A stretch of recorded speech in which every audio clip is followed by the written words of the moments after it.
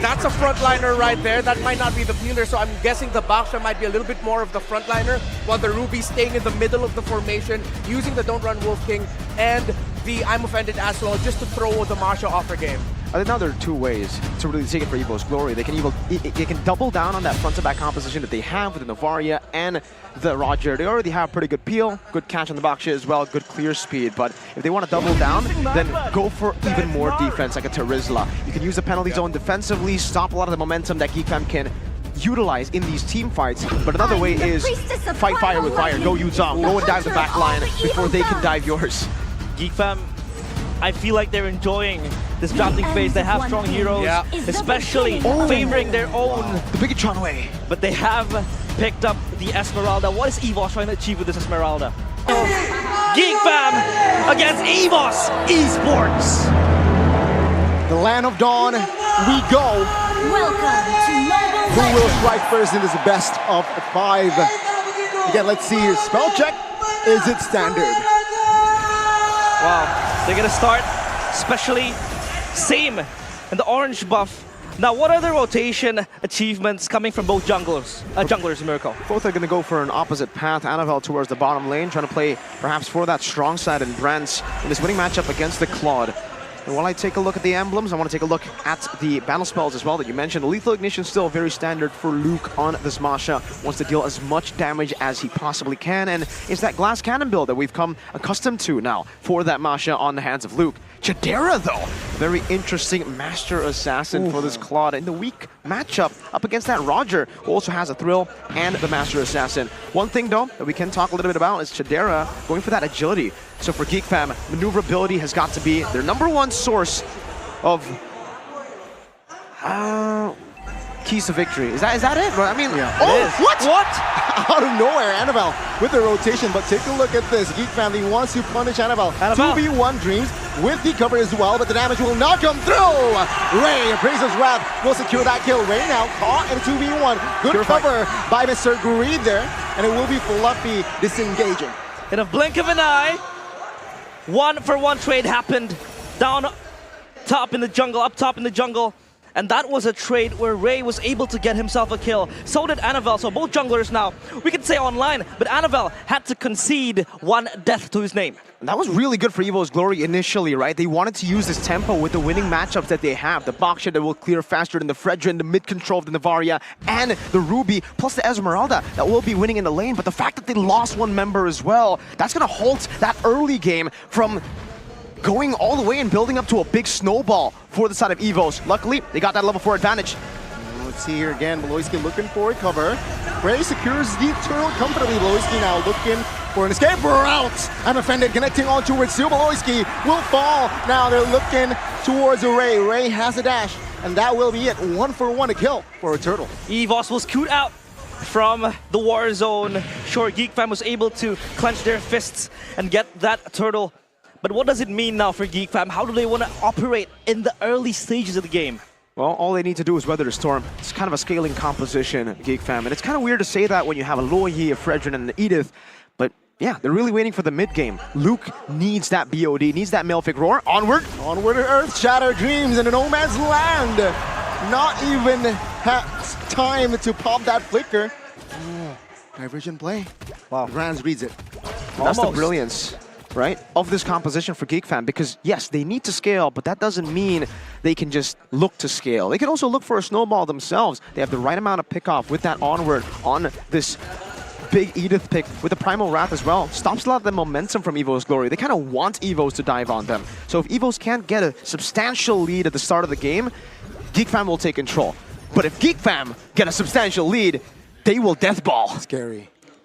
The death ball is scary because they have a lot of heroes that could just enable their movements, especially in the lanes. You have a boy with the diversion plays. It's always going to be ready when you also have Luke on the standby. He's this independent XP laner that could also carry the game, and when he is online, gets his items, the power spikes keeps on running, he will be the one trying to tame the White Tigers. And now Evos, how do they deal with this composition? I think the way they do it is utilize these neutral objectives to create space to go for these pickoffs, and mainly they need to utilize these winning lanes. At this point, if Geek Fam have so much presence for the neutral objective, they might have to look for other ways to take advantage of the game. They can go towards the bottom lane. Brands is doing a very, very good job. Has the Master Assassin as well. Maybe look for a pick on Chidera, stop him from scaling, get that turret in the bottom lane, and then utilize the map control that you get. I'm offended. Flicker connecting all towards one. Flicker's out though from a boy. And Annabelle, who wants business taunted, will disengage from Geek Fam in Evos Glory now. Perhaps looking for another angle. No, Geek Fam does not give that angle. That was a great Astral Sphere to end that skirmish with. But it seems for now, Evos Glory will be halted a bit from going for that neutral objective. And again, for Geek Fam, they are fine. They are happy with this. They want to try to wait for those big items. And Luke, he's on the way. One step closer to the BOD Milfic combination that will be his big power spike. Turtle contest, of course, ongoing now. Evos, they have Fluffy up top, wanting to help them as well. So this could be a 50-50 now. Evos, of course, they want to try to contest this because they're down one objective. And Geek Fam looking to snowball with this advantage. Conceal play could mean something. Yep, Geek Fam will take their time. Thunderclap towards Klokun. It will be enough to take him down. Ray, though, on the other side, takes the turtle. Good ground control, and that's another kill for a boy. 2 members for nothing. Nada. And to add to that, Luke is still going crazy towards the backside of Rans. Almost taken down. Diversion. 1,000 gold lead. And that's another turtle, though, for Geek Fam. That is the main fear of this Masha, is the fact that it can just run down and dive down bottom. It's insane. It's ridiculous, right? You can use all the words for it. Chidera? Woo, quick jukes. Yemai, though, still there. Dreams not have space to somehow catch him. Annabelle got his ankles broken right there. Chidera just ran around, and you can see that agility come to fruition. The mobility, one of the keys to victory for them, if they're able to just maneuver these little side steps away from Evos Glory's pick-off potential. They have an I'm Offended easily dodge, Shield Unity as well. Meanwhile, let's go back to that Novaria pick, because I think me and Renmar, we said, yeah, we don't like the Novaria pick. This is a perfect game for the Masha. It's the Roger and a Novaria. And we are seeing it so early on. Luke only had the Heptases, yet he was able to take Klokun down like there was nothing. Oh, diversion. Klokun, good night, baby. 3 on. My goodness. 3 members will take him down. Annabelle with the shield. Unity perhaps looking for a trade. 3 for 3 in that purple buff pit. But no, Dreams flickers out of the way. That will not come through. Primal Wrap will try to trade Dreams down.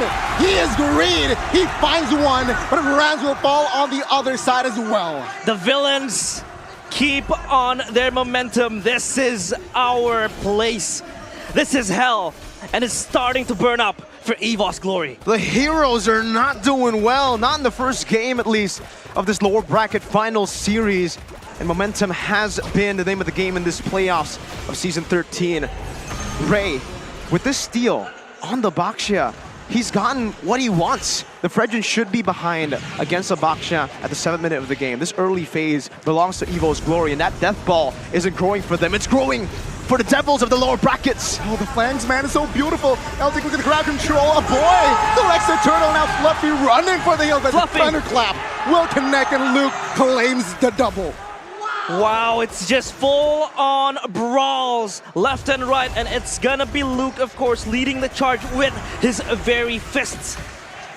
Evos are just being run down. It's ridiculous the way Geek Fam have been able to utilize that very small early game lead, and now Luke has a BOD at the 8th minute. I just want to give you guys a little bit of a comparison up against Fnatic Onic yesterday. The first game on that Masha, when he was able to come back and get the player of the game 4-8.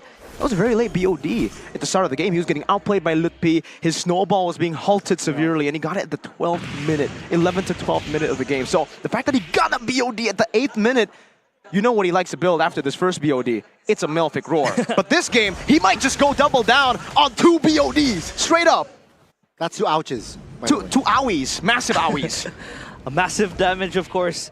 It's gonna be circulating in the hands of Geek Fam. It's starting to bleed for the White Tigers. It's still in the 9th minute, so I feel like Evos needs something as an answer, but can they stem the bleeding? And look at them just corralling in the jungle of Evos. Not enough damage, even Annabelle could not soak in the damage. Oh, take a look at the backside, Ray looking for it. Can Annabelle survive somehow with the shield unity? But now, with the flank from Fluffy, it actually somehow bought them time, distract them. Look at the constant pressure coming in from Geek Fam. Evos, they have to try to reclaim that control of the jungle to enable them to mobilize, especially when they want to prepare themselves for these little skirmishes. Now, of course, the question again, how do they stem this bleeding? Oh man, I'm finding it difficult to find ways to stem this bleeding. It just feels like they're gonna bleed out eventually, you know? It feels inevitable with this death ball going for Geek Fam. Evos needed that early game badly, because if you can see from Brand's items as well, well, people back at home can't see, so I'll just let you know, Windtalker in an endless battle. He's forced to go for this Windtalker build and not the attack speed build because he's up against so much mobility. He needs the extra mobility from the Windtalker. He needs the true damage in that endless battle, and perhaps he might go for a full defensive build with a Thunder Belt too. At this point, it makes sense. Geek Fam have so much damage that Evos might have to just hold on and wait for a mistake. Clockun as well, man, he's severely underfarmed compared to a boy. It's a 1,000 gold lead in the mid lane. And that's a Lo Yi. Even if Lo Yi is behind, he usually is able to match up in damage to a Novaria in the mid game. Oh, with a boy having this 1,000 gold lead, bro. Anyone who walks up, all the frontliners, even from Evos, they're finding it so difficult. They're struggling real hard to itemize. They don't know what to build. Someone has an Athena shield, someone has a Dominance Ice, someone has a Radiant Armor, but they need to choose one. They don't have enough money at this point of the game. Wow, now Lord, whoa, divergent play! Again, on towards Dreams. Such a shame, and they want more. Annabelle now immobilized, looking for an escape route. Oh no! Ray is there to boink him down. That's 2 members out, 5v3. Things are not looking good for the White Tigers. Annabelle ain't rolling. The only one rolling is the death ball of Geek Fam, Luke! Oh, Luke the nuke. Shout out Raptar. Almost claims a body there. But now this just gives all the space for Geek Fam. Is this time for Geek Fam to just run them down? Fluffy caught in trouble here. Blitzkrieg. Oh, what? Fluffy, the damage. What is that? That damage. Luke the nuke. What did I tell you, man? You have to choose one, and he chose an Oracle. He has a Dominance Ice, but what? Geek Fam don't care about it, man. They just go through it.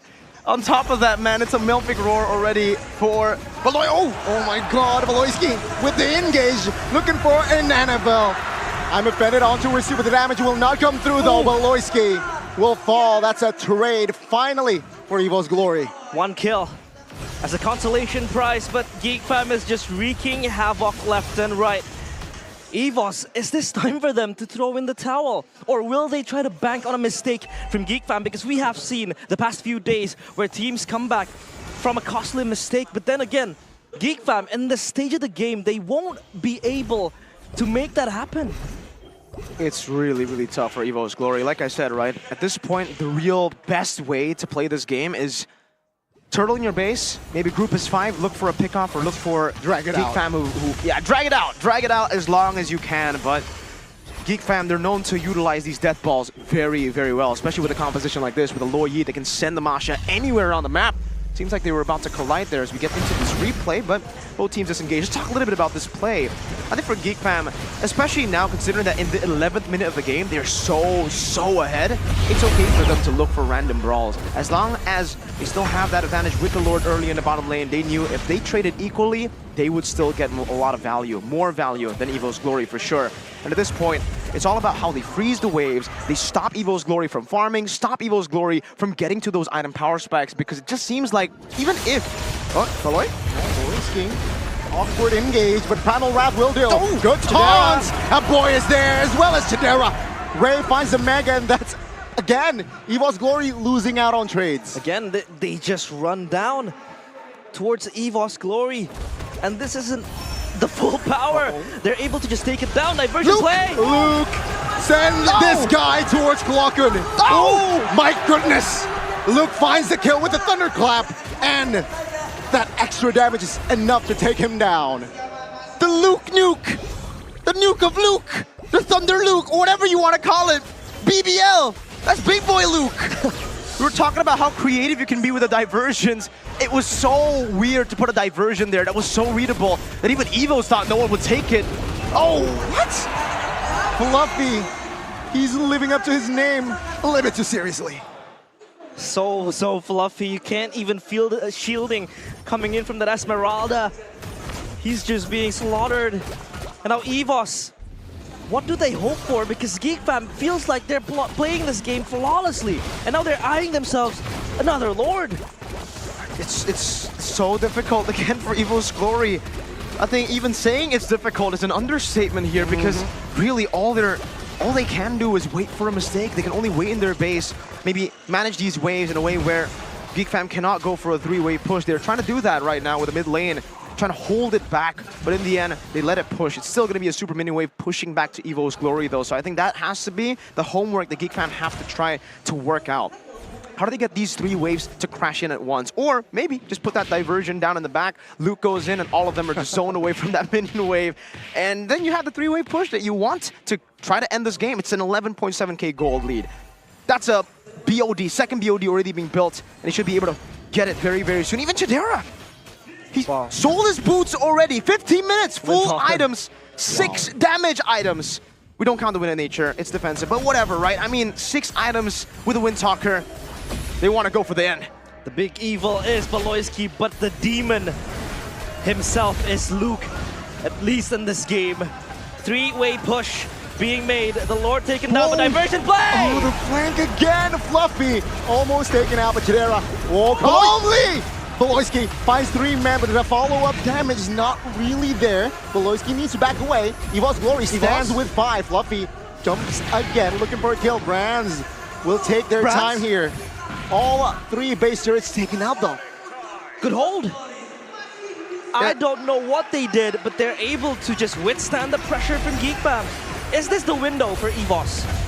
Again, the window is quite far away for Evo's Glory. Brands is at full items, but still, we were talking about how Brands cannot go for the Wind of Nature. He has a role. He has a great Dragon Spear right now. He has a lot of mobility on top of the Endless Battle and the Windtalker. But really, if that Masha thunderclaps him, it's going to be tough. Same goes for Klokun. I think at this point, yeah, I'm looking back, he has a winner Truncheon. That is the way to try to beat this Masha. When Luke tries to go in with a thunderclap, you winner Truncheon. You try to wait for the other members in your team to melt him down and to force him back. But even then, Luke, he's willing to sacrifice himself as long as he gets that Novaria. So for Evos, it's back to waiting for a mistake. But that mistake will be even harder for Geek Fam to pull off. Like Geek Fam making a mistake here with 3 base turrets with a 12.6k gold lead, and with this composition, so much creativity even with inside the enemy base. This diversion can come through all angles. It can come through outside of the map to teleport them back in. So it's all about them now waiting for these slow pushes to be crashing down in their base, and then they'll just farm it up, right? But in the end, it's still just them waiting in the base. They have to turtle in. Maybe make a big gamble. Try to go for a Lord, because if you continue to stay this way, I think it might just be game 1 for Geek. This diversion in and of itself is a huge, constant, looming threat for Evos Glory, having to seek out all of the things happening, and now they're more brave to come out of their shell, try to clear out the waves, gain control again of their jungle. But this Lord, it's just going to be relinquished towards Geek Fam, or will Annabelle try to contest this because he's hiding in the bush? And Luke looking for a play. Towards Fluffy, who has immortality. Annabelle though, oh my god! The damage will be enough. Luke finds it! 5v4, MPLIDS13 flickers out of the way, and the Lord will be claimed by Ray. That is it. Evos Glory yet again needs to defend this one. A trade, and no, it's not even a trade, because Annabelle was the one falling down.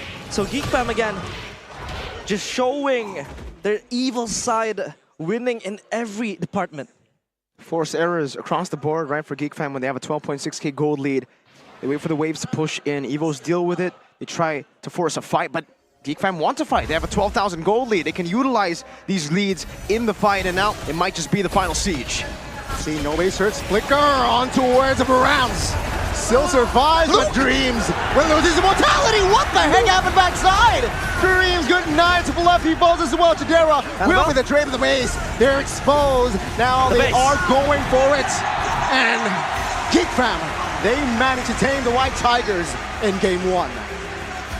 Evil strikes in the first game of the lower bracket final. They triumph, and it feels like the heroes, the White Tigers,